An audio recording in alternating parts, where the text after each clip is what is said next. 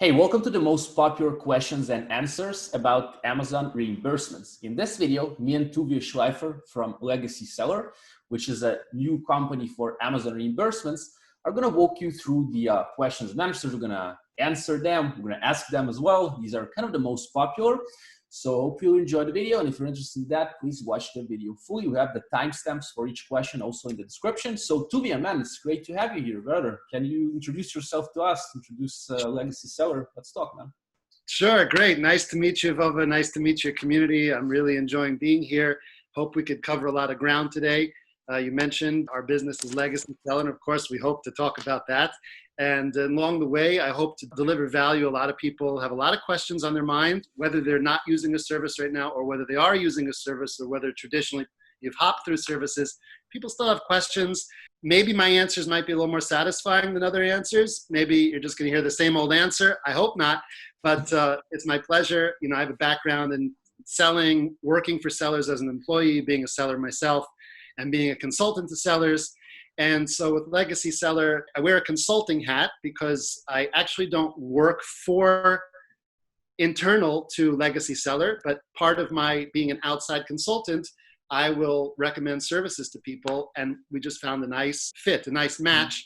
So I like to talk about Legacy Seller, get a commission for doing it, and at the same time, I know a lot about reimbursements because I've been doing something like this almost since the beginning when the first providers launched in 2015. 100%, man. Welcome to the show, or whatever we can call it. And I'll be glad to pick your brain with all your experience. I read your bio on LinkedIn, and we connected quite a while ago. It took a while to kind of set this up because we had some, holidays recently. But yeah, I'm happy to have you here, man. And yeah, let's spread some good value with the audience, man. Hopefully answer some questions about Amazon reimbursements. So let's start with number one. So what is Amazon reimbursements? What is that like? It's the basics, and it's such an important question. Every seller is allowed to, it's 100% legal and right to make a case, a support case in Seller Central to request that Amazon credits you money to your account or credits units of your inventory if in fact you have a case to say that they owe you money or need to credit you units. So the most obvious and simple and straightforward version of that would be inbound. Your inbound FBA shipments. You sent in 10 units, you sent in 10 units, or you sent in a pallet of 10,000 units, and you see that only 8 units checked in, or 8,974 units checked in.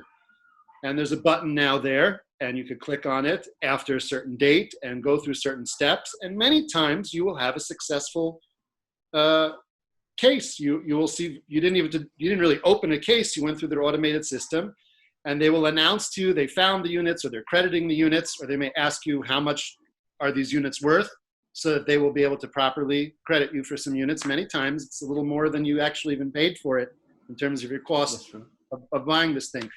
So in some cases, they don't. In some cases, glitches happen. In some cases, it gets really prolonged until they eventually say, oh, you missed the time window. Well, I opened the case I want a year ago. And so there's various things. Now, besides lost inbound, you also have lost warehouse, and you also have damaged warehouse, and you also have damaged inbound. And generally speaking, it's not as straightforward for a seller to use their own fleshy eyes and see, the shipments discrepancy. And so now one has to start running various reports, business reports, and having some degree of skill, either because you watched Udemy video or watched carefully what you appointed someone in accounting, or, someone on your team, they learned how to do it, or they watched a VA, or you hired a big service and followed how they did it, and sometimes you take it over and do it yourself. But people have learned, generally speaking, the bigger providers have their whole life invested in staying on top of the game. I don't want to get too into details right now, but people then have to dig around, and that aspect of digging around is called the reconciliation, figuring out based on the business reports, and letting Amazon know, I have some data here, and presenting the data in a way that they will accept, which can also become awkward. Following through, sometimes they misunderstand what you're saying. Following through on the case, which can also open up a seller to harm, because sometimes seller styles become, you could say bad, it could be mean, and that could change the direction of things. But that's reimbursements. So basically claiming money back that would otherwise be gone unless you didn't claim it. And, that's it. Yeah, so again, for those who were not aware, you can get money back from Amazon because many reasons that I'll ask you again the types to kind of maybe dig a bit deeper into them. But Amazon loses your inventory, they damage your inventory, they might overcharge you for fees. That's specifically what happened to me throughout the years. And you have as you mentioned, Tuvyah, the full right to ask for the money back because it's your money, right? Or money you should have, units you should have sold, but they get lost or whatever. So you can, as a seller, get money back, and you should actually, because that's your money. All right, so that's Amazon reimbursements. Question number 2, what type of Amazon reimbursements there are? Like what different types? You mentioned them, but could you kind of give more details about them, maybe, please? Sure. In general, there is what I would call like the major categories. And the major categories we mentioned were lost or damaged during transit or while in the warehouse. So the most obvious one I mentioned in the shipment screen is called lost inbound. So that was on the fulfillment side versus the warehouse side, and it was lost. It wasn't damaged. And no one knows where it is. Mm-hmm. Generally speaking, you mentioned, fee charges, incorrect overcharges on your referral fees because, when they check things in at different times, mm-hmm. for whatever reason, the weights can be higher than they actually are. The sizes can be higher. It's very important to make sure that you're getting charged for the weight and the size that it actually is. And most importantly, and we're going to, it's on our side to make a reimbursements claim. So we're not going to, very rarely will a seller say, you undercharged me. In that case, maybe you want to make a claim, but maybe you don't. You're making claims when they, that's up to Amazon. So Amazon does a lot of automatic reimbursements, okay? Mm-hmm, and true. A lot of reimbursements providers are concerned about this, but it's a good thing, and Amazon should continue to do more and more automatic reimbursements. But the getting the dimensions right and lost or damaged during fulfillment or in the warehouse. You could also have order-related issues where a seller is getting refunded, but they didn't return the item.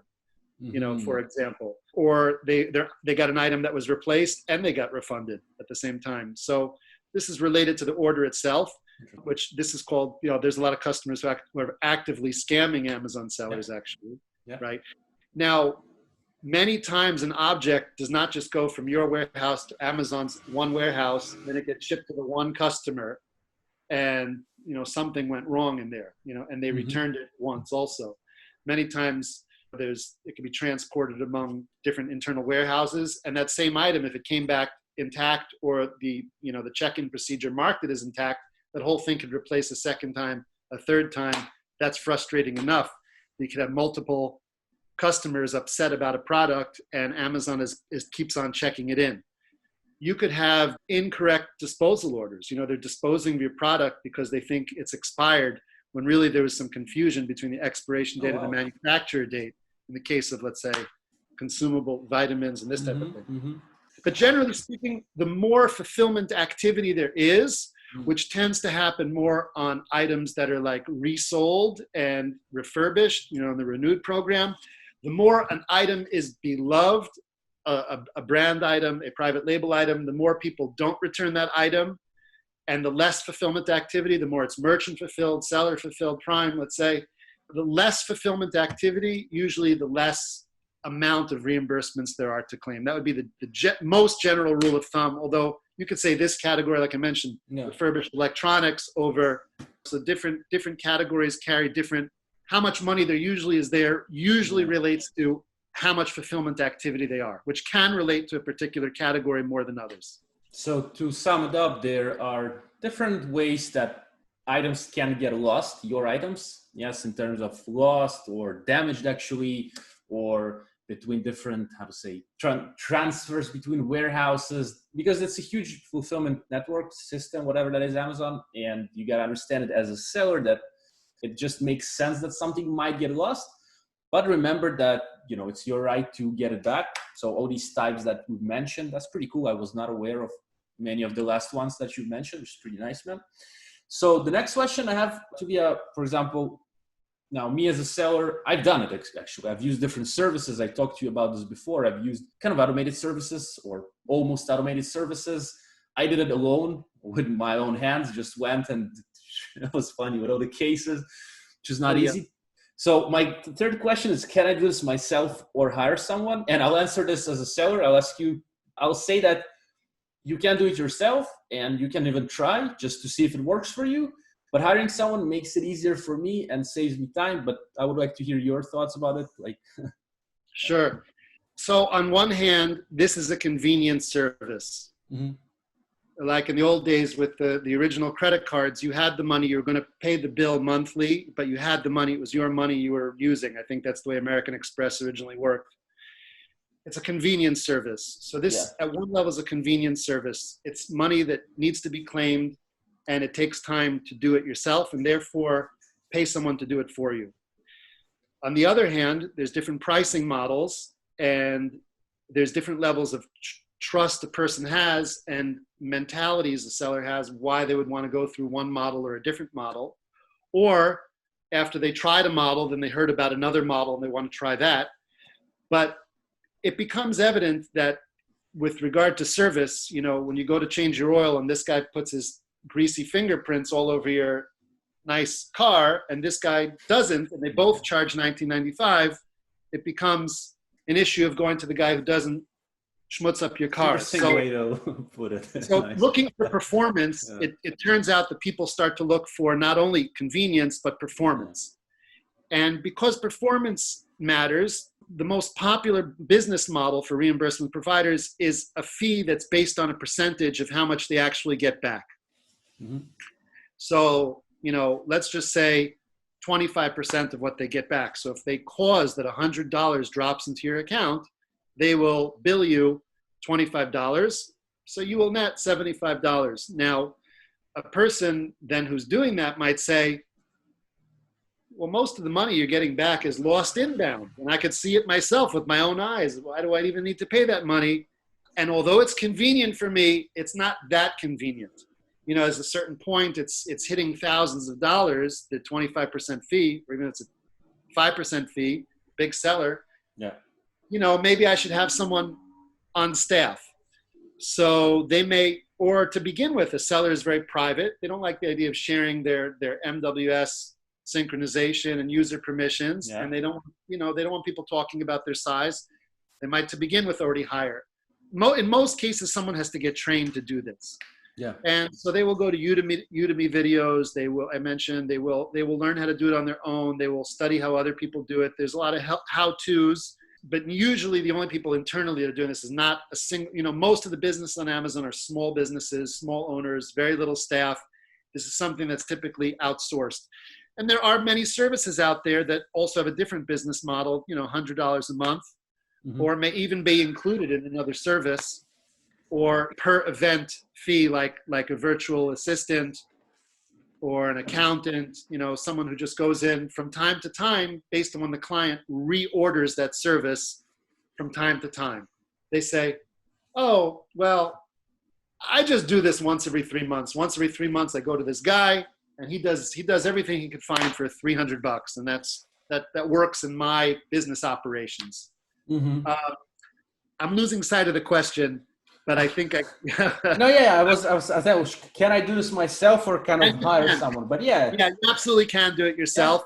Yeah. Except, I'd like to make a strong case for anyone, not just because I benefit financially from selling service, but employees tend to be great in terms of your operational fitting people in, and that person may have multiple roles, but they are still the employee mentality, which is a different mentality of someone who wants to be a leader in a particular industry.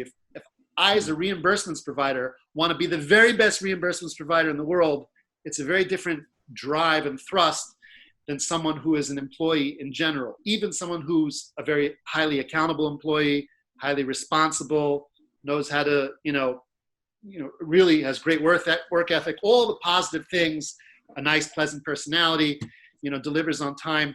It's still they're in a different mode of I don't want to use the word aggression because that word sounds like we're talking about unsafe activity. And we're not talking about that, but just a different mode of enthusiasm.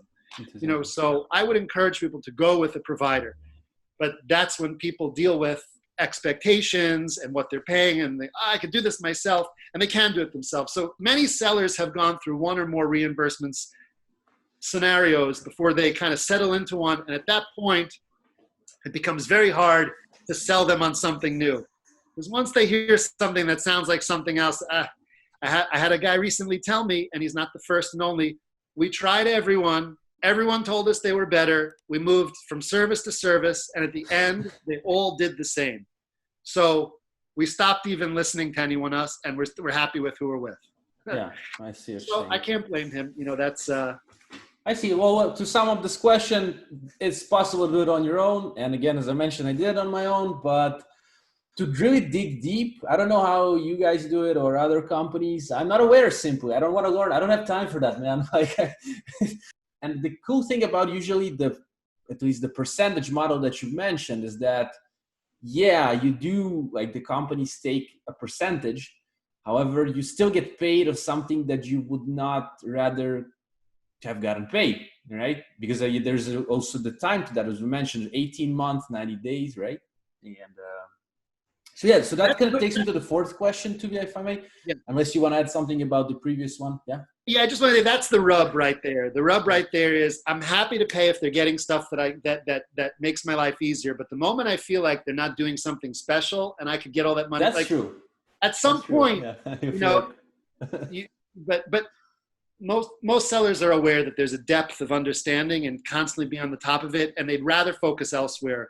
Most sellers, they have to admit, if they look at what made them successful, it's picking the right product, having the right vendors, and streamlining their operations. And that is, to start taking on additional roles when a typical brand owner is actually looking to reduce roles in the future, to offload them and assign them to people so he could focus on the one thing, which usually has to do with frontline growth, which has to do with, SKU count expansion. Let's face it. And that comes from an inner desire in a person's heart. Do I want to be in vitamins? Do I want to make the best vitamins possible? It's very hard. I don't mean to sound like I'm picking on resellers, but when it comes to adding value, and they work really hard on adding value in the supply chain, and they do add value. But even a guy who's stamping a logo on something from China, there's like a ladder of being here on earth, drawing our gifts out, both spiritual and physical. And in terms of our physical gifts, getting our own product out. We all want that God blesses us with our own unique product. And along the way, so what? I'm selling Apple headsets. And along the way, I figured out how to brand my own headsets. I'm going through a process in life. So no judgment on anyone. No. I love sellers. That's why I like to serve them. Most of the time, as the brand owner goes up this ladder, he's trying to draw more of his inner depth out. And most likely, if that was reimbursements, he would be a reimbursements provider as well. Okay, I see what you mean. That's the passion that you hope your reimbursements provider has. Yeah, that's true, man. Because if the thing's done with kind of passion and more like with why, it's just more fun to business with these people, and just usually is better service as well. But what's hard about the reimbursement process? This kind of question number 4. What's hard about this? Is it hard to get money back, or what's going on there? We talked a little bit about just the mind-numbing, activity of doing things over and over again when you really want to be, surfing or doing something else. And we mentioned how besides lost inbound, you have to really run a lot of reports. And even with lost inbound, it's not so simple. But a lot of times cases are closed and reimbursements are not made because there's insufficient information provided by the seller. And everyone knows that Amazon doesn't like a case opening a second time. The difficulty is in doing it the right way. The most difficult area of reimbursements are the computations. The computations are where we are trying to find the right way to make a claim without leaving anything on the table and without getting too many declined cases, since that can lead to a performance notification and possibly even a suspension. So computations, meaning the actual manner of work of how we identify what exactly is owed. And at the same time how to prove it to Amazon. That's the difficulty of the work. So right there, you can see who's willing to do that work and who's to a point, and then, you know, and then do more of that work and do more of that work. You know, I actually, when I went to high school, there was a guy that I went to high school, and I think his dad was a big ad executive. I don't know. They had a big mansion, and this guy got a brand new Porsche 911 when he turned 17. Now, he was a cool guy. He was not a spoiled brat, we call it. He was not that. In fact, for that whole first year we were allowed to drive, he had the oldest rusted out Chrysler. His father, you know, I guess you're so rich at a certain point, it just makes sense for your son to have a Porsche, but they were humble people, and I'm trying to say by this rusted car, but no sooner did they get this special order Porsche that something was wrong with it. He told me, after driving around in the old brown Chrysler for a while, that the Porsche was in the shop, and he went to the shop, and the entire engine was taken apart and spread out like a toy car when they're all still on the plastic sprues, where you see all the pieces like in an exploded diagram. They were all on the floor in the shop on like a white sheet.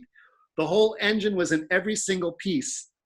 And so it just popped into my mind right now to say that not every car mechanic, not every dealership is going to do that for you, whether it's a brand new car, whether you, that so, you know, it's hard work to deal with that. So just getting into that, just moving into the area where it's, you know, really not my job to train reimbursement providers how to do a better job. But what happens is Amazon changes their system every so often.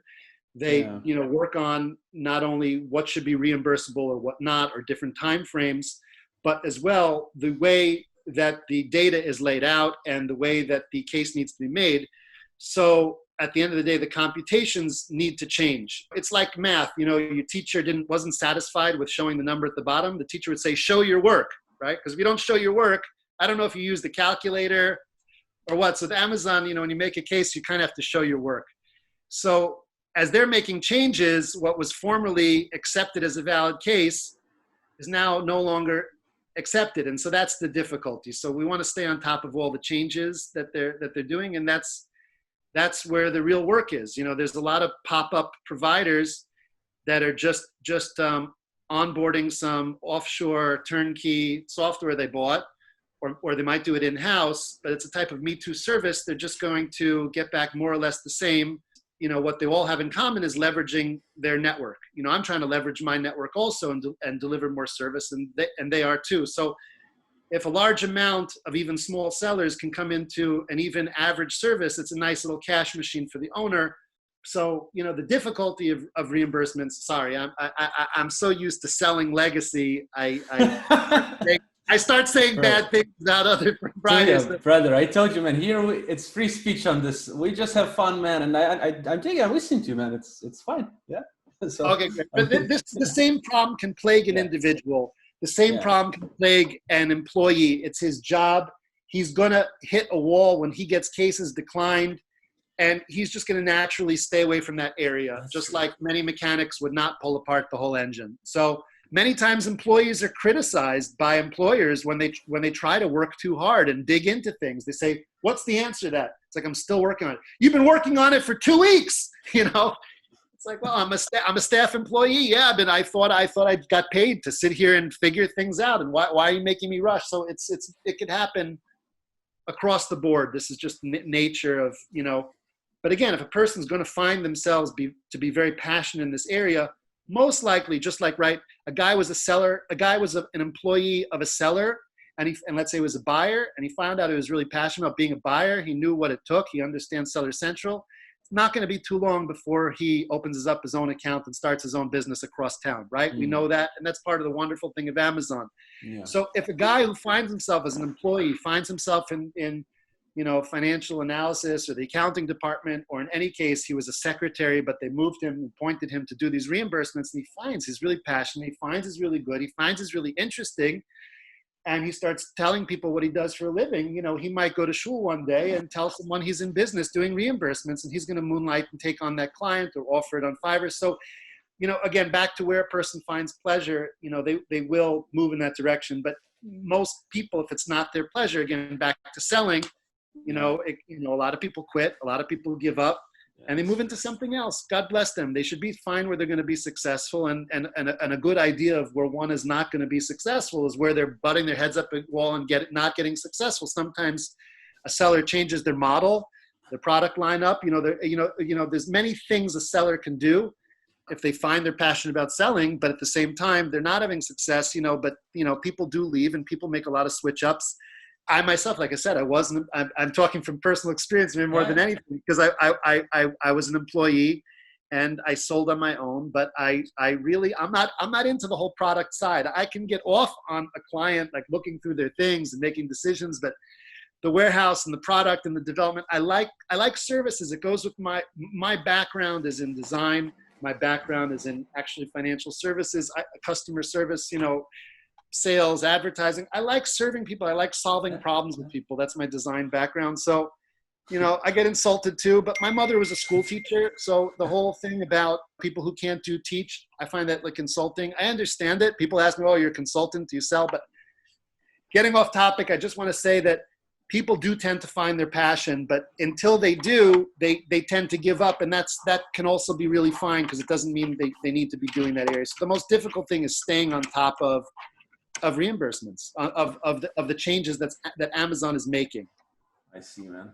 So yeah, we went through many points here, but it's even some motivational stuff, man. Definitely what you mentioned, if you find something that you're not superbly passionate about and you're doing that, when we drop it, it's not like a loss. Maybe you just need to do that because you're not really enjoying that, and maybe you take it to the reimbursements, and for example, creating cases when you don't know how to do that and just simply takes off your time, then it's hard. As I mentioned, back to the question, it is hard, and that's just it's also hard to get the money back. Again, from my experience as a seller, I tried running back and forth with the cases while I should be researching products and doing some other stuff, and I didn't really want to do that, but I had to. So it is hard.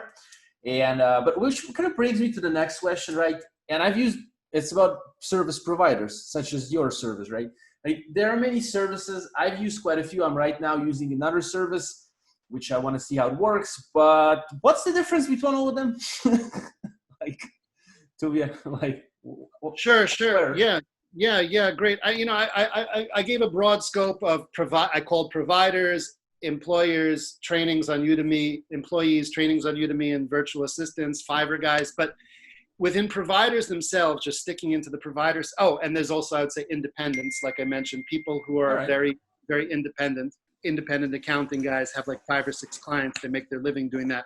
But of the providers, there's different models. And, I call the 3 big ones, the 3 big guys, without mentioning names. They are the 3 most popular, 3 biggest, lots of sellers, lots of history. One of them was the first one to come on the scene. And these are just, machines. They're just really machines. The second category is more automatic. There's like a monthly fee, and it's not so robust in terms of the work or the amount of time they've been doing it. And there seems to be a new one coming on the scene every day. Like I mentioned, they may be, a lot of people are developing something, because, it's like, if you can make a credit card, why not make it? It's a nice little cash machine. So there's a lot of Me Too type of people. So in the scene of providers, there's people who've been around for a while. There's a lot of people using a similar software, I'll say. They actually bought it from the same organization and from the same place that's not in the US, and they're all using the same exact thing. I know because this person reached out to me on LinkedIn, and they told me, I know you do reimbursements. We've done a lot of clients. So we got on the phone with them, and they told us who they were actually doing stuff for, and they even have logos on the bottom of their site. So, and so and to pick their brain to find out if they actually know what they're doing or not, we asked them some in-depth questions. And so based on that, we know exactly the type of work they're providing. So, but if these people have a mailing list, they'll reach out to them, so either you're high on the SEO because you're fairly new in the game, but you know how to play that game, or you're one of the 2 of these big 3. Just one of them you mentioned, they became known. One of them is the original one. One of them is the second one. It became known in the space because it introduced this novelty called make your own cases. They kind of delivered to you, and all you have to do is kind of glance over it, which that was a response to that the original provider since it was so new in the beginning, they did some automations, and that caused red flags, and Amazon, either in a notification or bigger sellers got a phone call, they were all warned to stop using it. It created a big fear. We're going back to 2015 now. So the second one came along to say, we want to give people control, see exactly what's going on, show them, and they could hit the button and that will forward the case. And then the third one came along saying, and the second one made a new service where you could actually do it. They would take care of everything also, because once the trust is established, the industry got established, those mistakes weren't, even that first one recovered, no real harm was done, and everyone knows how to avoid, issues with Amazon pretty much. And then the third one just came on the scene and they run in a manner similar to the other two. I think I'm getting away from the question. So the difference between them is, there are three kind of different, you mentioned big firms or? The big three. The big three. Then there's like right. 10 others. Then there's 10 others. And then there's hundreds. Ones. Yeah. The specialty ones are add-ons to existing services. There's a very popular service that offers a lot of tools for sellers. And so they also have a reimbursement section within their suite of service. There's like 10 different services of various names, and one of which, and it also can be sold by a consultant, but they're all using this similar software. Whether they bought it from this place I told you, or whether they developed themselves, it's just, and then there's the big three. And the big three, okay. I give a lot of props to because of what they built. Those are the three main, divisions, I'd say. But Tuvyah, eventually, as a seller, I see different ones, right? I see many different ones and I try different ones. But like, what's the real difference? Like in terms of the way they do business, or maybe they give you faster reimbursements, maybe it's safer, maybe it is, you know what I mean? Like this is kind of what I'm trying to understand for viewers, for myself as well. Ideally, you want it to be that who's getting back the most money, and at the same time, managing the safety of your account. And some of those companies explicitly do things or explicitly don't do things that other ones do. Mm-hmm. So, for example, one of those big three doesn't do order reimbursements. Mm-hmm. The order reimbursements I mentioned ties into when sellers are being scammed. This is the whole category related to orders that the customer never returned, orders that Amazon allowed the return to take place past the allowed date, orders that Amazon sent a replacement and the refund. Or like I mentioned, disposal. I don't know if I mentioned in the interview or on the pre-call, disposing of goods for expiration dates that, but it wasn't really expired, but there was a manufacturer date on the box of vitamins, and there was a confusion. A lot of inappropriate disposals going on. So, and we mentioned the Cuba scan, is all is the data being in the system so that you could actually make a case related to the, weights and measures which affect. So there's different categories, and making sure everyone, your provider is doing the most possible. And, sometimes you don't know. It's a little bit opaque in the industry. Mm-hmm. There isn't a third-party independent provider that has a list of the 60, let's say, subcategories and who is doing every single one of them. And furthermore, if they did, that would still be a static moment in time. Who's moving forward from there? But generally speaking, the big three is a place where a person can feel confident that that safety is happening and they're getting a good amount back. They're doing a job, and usually they're flexible enough when a seller says, I don't want you to do lost inbound, I want to do lost inbound myself. But I would say, and I'm promoting a new service, as you know, I would say if there's a new service that's telling you that they can do more, that it's definitely worth looking into, because most are very similar in that they're no contract, and you could just start up with one and see how it goes after a few days or a few weeks if you're getting more money back. So Tuvyah, and generally, are these services safe? And you know what, if we're talking about this already, is safe means me as a seller, I don't want to get banned. I don't want to have any problems. So are they safe? And if you're talking about your service, is it safe, man? How safe it is? What I mentioned, aside from that problem in 2015, 2016, it's a safe industry. Amazon doesn't want automatic cases made, and the cases that are being made pretty much are all manual now, or not automatic in this. They are manual. The cases are being made manually. and responsibly. And most providers do not want these troubles on their hands. They will be less aggressive even to avoid any chance of it. It only happens with often independent providers. People, like I said, they only have 3 or 4 or 5 clients. So they tend to be, trying to push the edge and maybe making some mistakes because they're not really building a system. So when you build a system like the big guys do, you really have to have your ducks in order. Mm-hmm. But connected to that is the kind of mistakes that could cause trouble that a seller might do on their own. And one of the things they could do, even in conjunction with hiring another service, is they could hire multiple services. Well, you say you're getting the most and you say you're getting the most. So why don't you both work it out and get what each other misses? So if you're not going to have an independent manager on top of those 2 providers actually independently parsing off work, then you have the chance, and no one does that, you have the chance for overlap. So overlap, automation, Amazon can't stand. It could lead to a suspension, performance issues and suspension. And overlapping, making the same claims more than once, related to the same order ID, related to the same shipment ID. Handle that and don't handle it a second time, unless there's a way to handle it a second time that doesn't cause any problems. But if there's multiple providers all doing something and then the seller himself says, oh, I can see that shit, let me jump in and do that, I don't have to tell the provider. I'll just, and there's like a lot of just jumping in and out that could cause trouble. Having multiple overlapping providers is probably the biggest reason for, trouble. So generally, if a service but the providers themselves are all, I would say, all pretty much across the board safe. I see. So if they do it in a kind of say, well, if whatever's allowed to be automated is automated and whatever's not, then if I come to a company as a seller and they first even explain me, as each company explains their services, they will of course tell me how they work probably, right? And yeah. I want to when it comes to putting the data into a case in Amazon and hitting enter, that needs to be manual. Now the Amazon can't register that there was a computer doing that automatically. That's what I was thinking about. Yeah, this part is probably done automatically under kind of the radar in a way, but then somebody maybe. Okay, really, I don't know if people are doing things in a way that appear manual that are automated. I was indicating that early. You probably sensed that that's what I was thinking. I was thinking, But besides I'm not sure about that answer.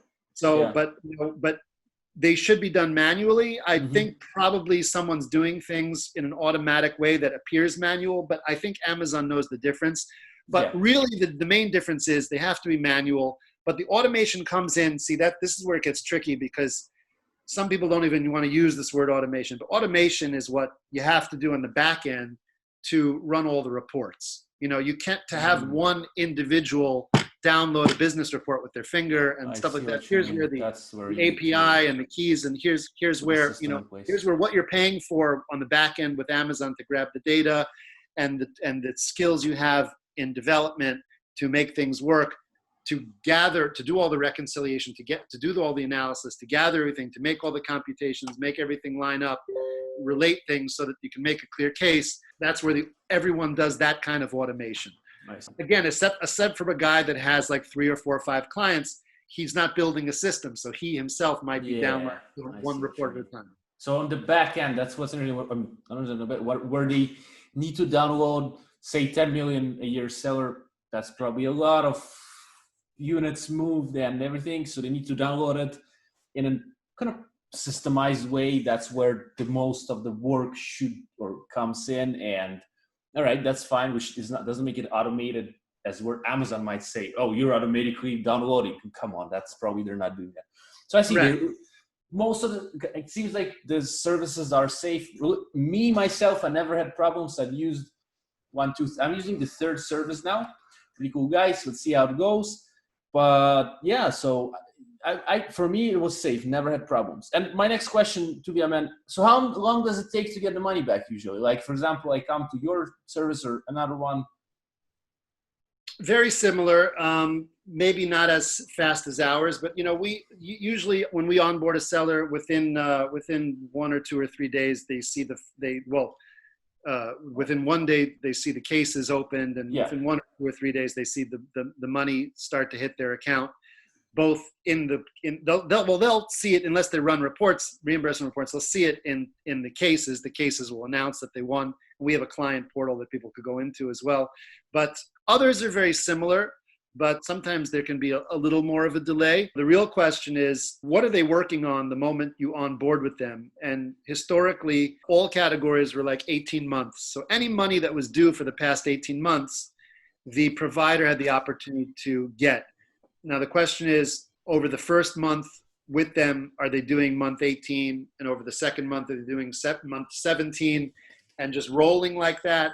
Or are there some categories that or category by category, they're trying to hit everything over the past 18 months? And when I say 18 months, pretty much the most recent activity, 30, 60, 90 days, the most recent, you can't start claiming on yet to begin with. So every seller, every provider will have a different Seder to which he starts to attack the work at hand. As it turns out, what changed this past year was that most of the categories are not 18 months. Most of the big money categories where the money is only 3 months. So you pretty much only have a fairly short window to get what you can. So it used to be in the old days when you'd onboard with a new provider, they theoretically would get 18 months of what the last provider got. So you would see, and depending on how they worked, more aggressive or more masuder, they would either all the money would hit at once, or they would spread it out. So there was never a sharp drop off in customer service when they cleaned out the past and started working on the current work. Anyhow, it all happens, generally speaking, in a few days. I see. So it's the process, usually you hand over it to your agency or to some other agency. And from my experience to the viewers, you probably were, but yeah, as exactly pretty much what you mentioned. The first day the cases get open, and then in a few days you either get something or you don't. And I've gotten money both the services I've used, and now I'm using the third one. So I hope to get some money. Although I did like the last, reimbursement claims or so say cases open with the other company not too long ago. So, but who knows? I don't mind. They, the guys seemed cool, and I'm really happy to work with them. And just pay for one of the things that like I said, I wish there was a third-party site that dealt with this, but it's very, very difficult because every single situation is very different. The problem is that every single seller has high periods and low periods of sales. That's true. In addition to that, high periods and low periods by hashgacha pratis of fulfillment activity. Switching providers, it may be that you just switched, you got so much back than the last guy, but he's maybe working on cases from 100 days ago, and 100 days ago there was a tremendous amount of issues due to COVID and fulfillment, or due to your sales increase, or hashgacha pratis and more returns. So it's actually almost impossible, I'd say it is impossible, to actually put some kind of metric across all accounts. These timing issues create a very difficult situation. So where you're left as the seller is, did I feel good about the guy's sale? The guy meaning an actual guy, or the screen that invited you to come to the next program? And did you feel good about the process? And when you got that first money back, because even sellers don't know exactly where they stand or why.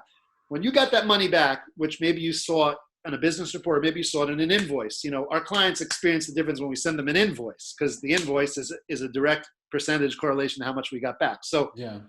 Wow, that's a lot. I can't remember getting an amount that back big before. So, a seller is not stupid. They go, oh, but no, I know I had that huge 2 good months back there. Oh, they just, let me see what the next one looks like. Wow, the next one's just as big, so.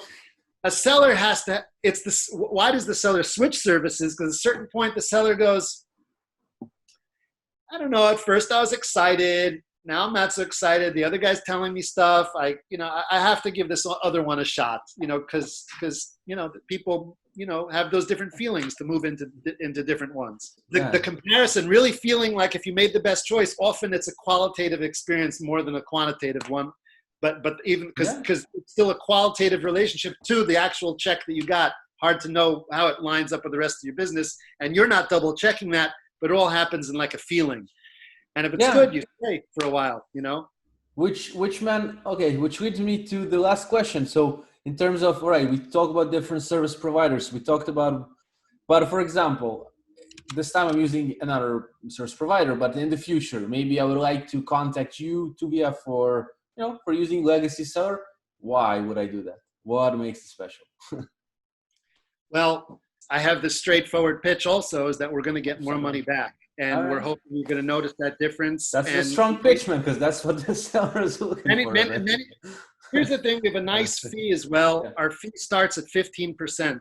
So 15% is more than some, higher than others, lower than others. But what's happening is we're netting after fees in the seller's pocket more money than other providers that are even charging 5%.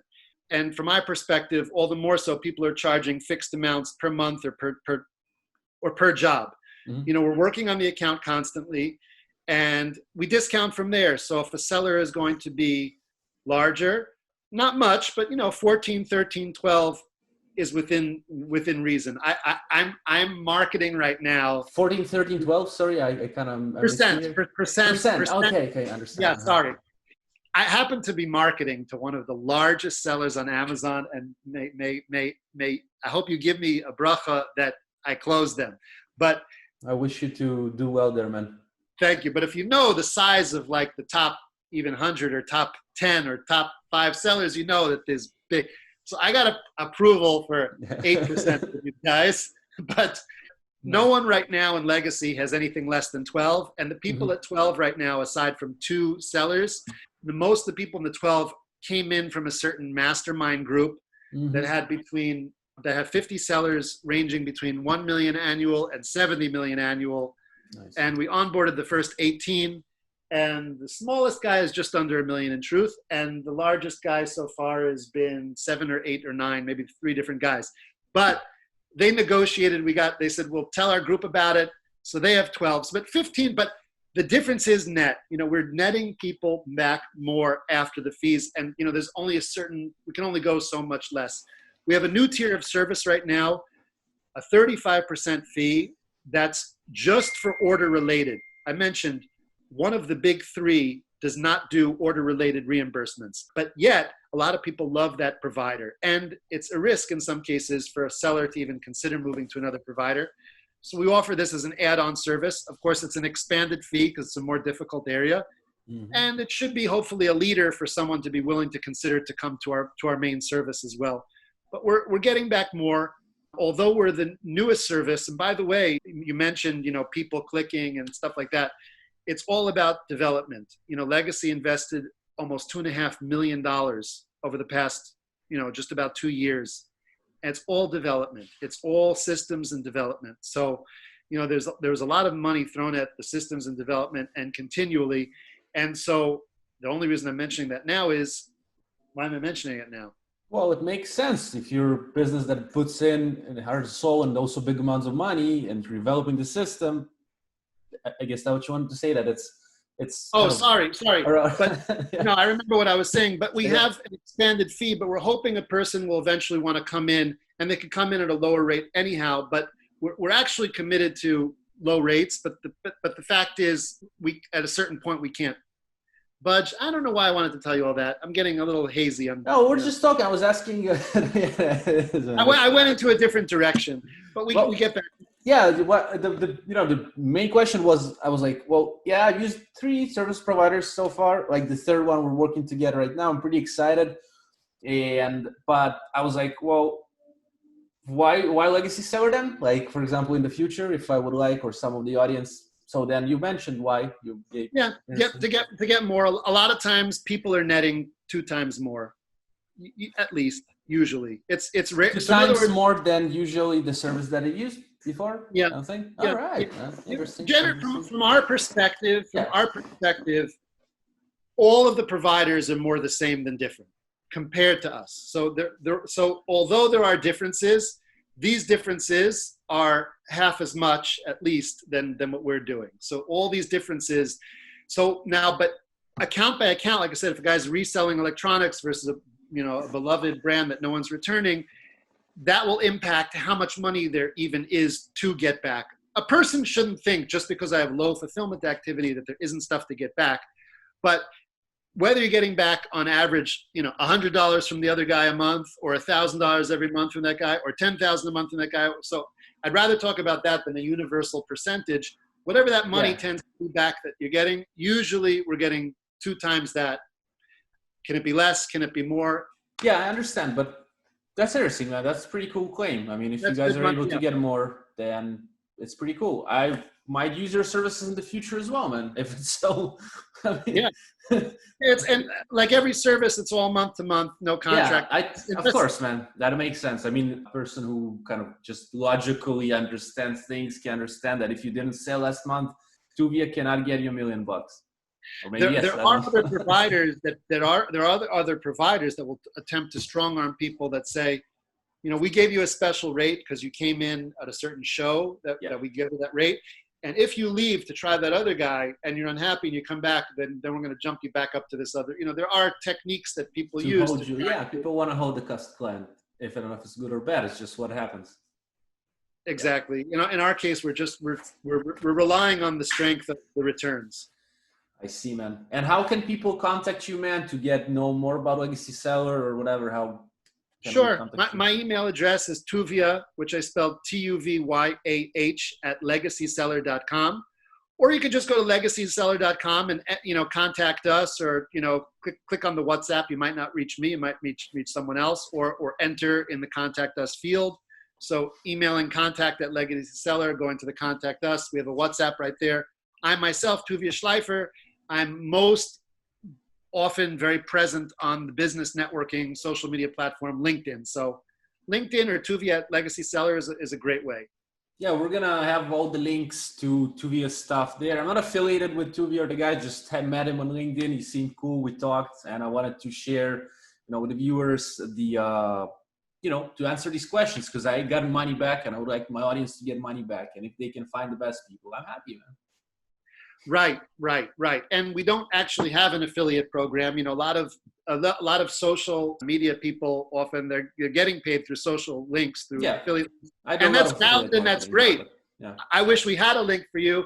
I'm not against that business model at all, but it should be known, while we don't have an affiliate program, where a lot of the others do, we have what's called an agency program, which I myself am an agent. I'm a key agent. I'm a very special agent, because there's really only 2 other agents, and they're mostly dealing with a very small embedded network they have, and I'm really branching out. I have that relationship, but I'm the same agent. Just full disclosure, I'm a 10% agent. I get so when you pay Legacy 15%, if they get back $100 and you get an invoice for 15, you keep 85. You paid 15. I'm getting $1.50.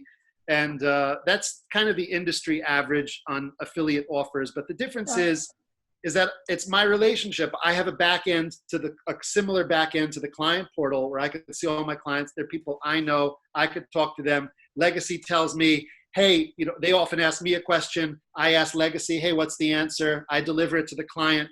It's very unusual, because we get to maintain. This is great for consultants who have in their business model the ability to recommend other services. Not every service provider feels comfortable recommending other services. But it's an agency program, not an affiliate program. Yeah, we talked about it before recording. Yeah, I'm just mentioning agency program. There may be people who are inclined in this area, or maybe even you yourself in the future, but others. So it's an agency model, which means more control of your own network than just throwing it to us with an affiliate key and getting some payments. It's one of the ways that I've developed expertise in this area by being an intermediary between the client questions and the management team and technical team of Legacy Seller. So it's a benefit to being just a mere affiliate, I should say, where you're just getting those checks without any knowledge of anyone's happiness or anything like that. Plus, you get to stay in communication with your clients to deal with other needs they might have. 100%. So we're gonna have all your links in the description if people want to contact, ask more questions.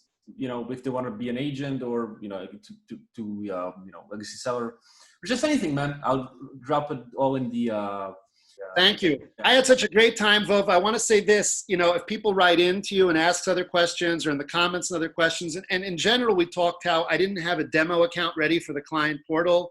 That maybe when we have a demo, I've seen the back end. It looks great. Just a few tweaks. But if there's a need, if there's a desire, if you yourself have more questions in your own journey, or people are asking you questions, I would love to do another Q&A. Go in more depth and more questions. So, hey, you know, Tuvyah didn't even answer that question very well. I want more answers, and I could really ask the technical team and get better answers. So we could circle back also. Or maybe on another topic. This was so thrilling. I want to thank you. Man, I was happy to have you here with me today. It was fun. It was very enlightening, and a lot of things we talked about aside of the questions we've answered. We covered 8 questions, and they're all in the description as well for those who are still watching. And yeah, man, I wish to get on more interviews with you. It'd be fun, man. We can share more stuff, and you're welcome always. Super, great. Oh, by the way, Legacy right now is only focusing on the U.S. In about 60 days, we'll be doing EU and other marketplaces. I know a lot of people in Israel are selling in Israel, but a lot of people in the world are selling in US. Right now, we're focused there. Our problem is nothing. It's all the same work, and we have MWS. Everything's set up. We could launch right now and be average, but we still have a lot of stuff. Right now, it seems like 60 days. So I just wanted to say that because I had a point to mentioning that, but I can't remember what it is. Because Israeli maybe sellers, you want to sell in the US. Oh, that's what I wanted to say. That's what I wanted to say. Thank you very much.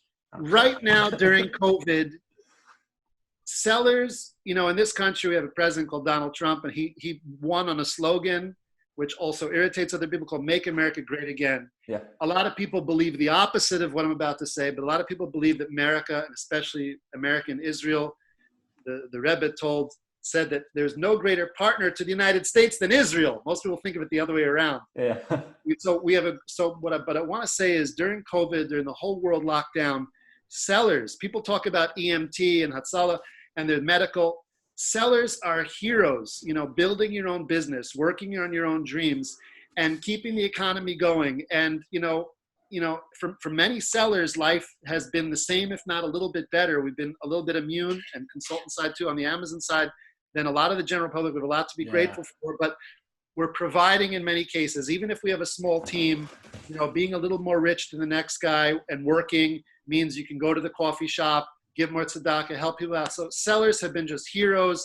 I love sellers. I thank you for the time. And I just want to remind everyone who they really are, aside from the passion for the products and the operation, all the stuff we talked about, is right now you could see in a meaningful way the work we're doing as independent entrepreneurs, and the platform gave us a wonderful opportunity at the seller level, consultant level.